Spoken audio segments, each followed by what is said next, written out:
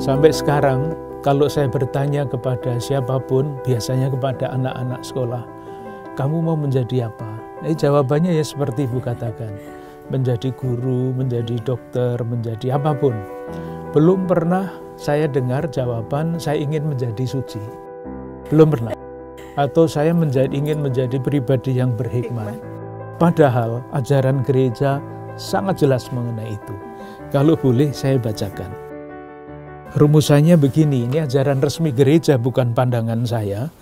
Gereja mengatakan begini, jadi bagi semua jelaslah bahwa semua orang Kristiani, bagaimanapun status atau corak hidup mereka, dipanggil untuk mencapai kepenuhan hidup Kristiani dan kesempurnaan kasih. Itu panggilan umum untuk siapapun.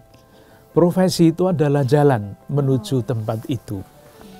Lalu sesudahnya semua orang beriman dalam keadaan dan status manapun juga dipanggil oleh Tuhan untuk menuju kesucian yang sempurna melalui jalannya sendiri-sendiri.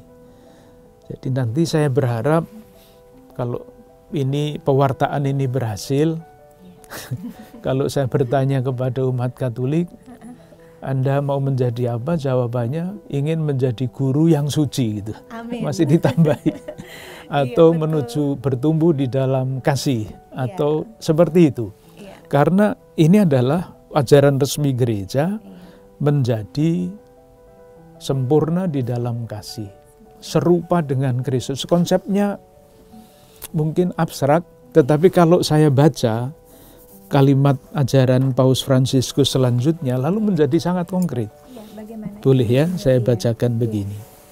Jadi bulan Maret tahun ini Paus Fransiskus mengeluarkan suatu anjuran apostolik yang judulnya adalah bersukacita dan bergembiralah, panggilan menuju kesucian di dalam dunia modern, dalam hidup sehari-hari. Beliau menulis begini, kita bertumbuh dalam kesucian yang merupakan panggilan kita semua.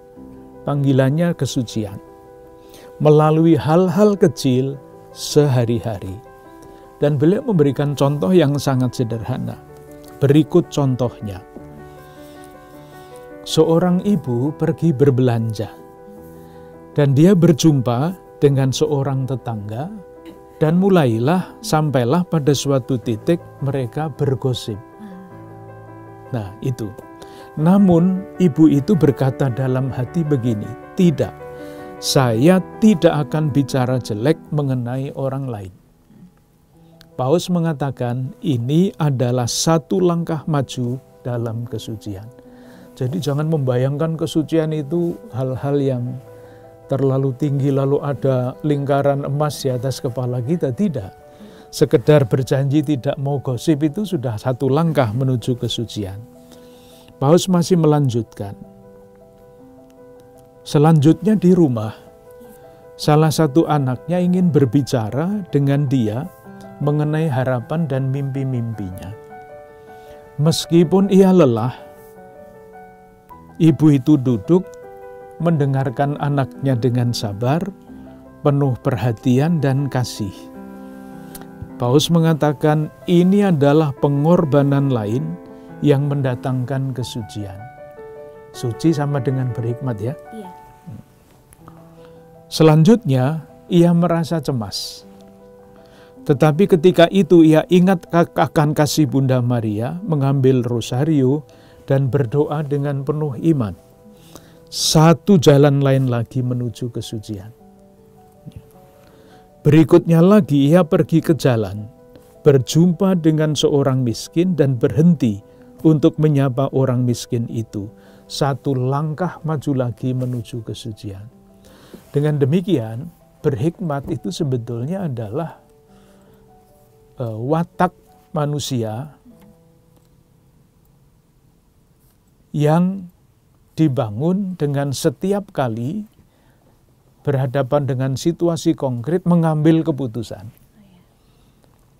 Dan keputusan dan pilihan yang diambil itu tidak sekedar didasarkan pada ini gampang, ini menyenangkan, tetapi keputusannya diambil berdasarkan ini baik dan ini benar. Sebetulnya ini tadi adalah cerita tentang pilihan. Ibu itu memilih senang gosip itu ya, tetapi dia mengatakan tidak. Dia lelah, mau istirahat, tetapi anaknya mau bicara, didengarkan. Itu kan pilihan. Dan seterusnya. Jadi sebetulnya pilihan sehari-hari itu adalah langkah-langkah kecil, tentu pilihan yang didasarkan pada yang baik dan yang benar. Itu adalah langkah-langkah kecil dan tangga-tangga kecil bagi kita semua untuk menjadi semakin berhikmat.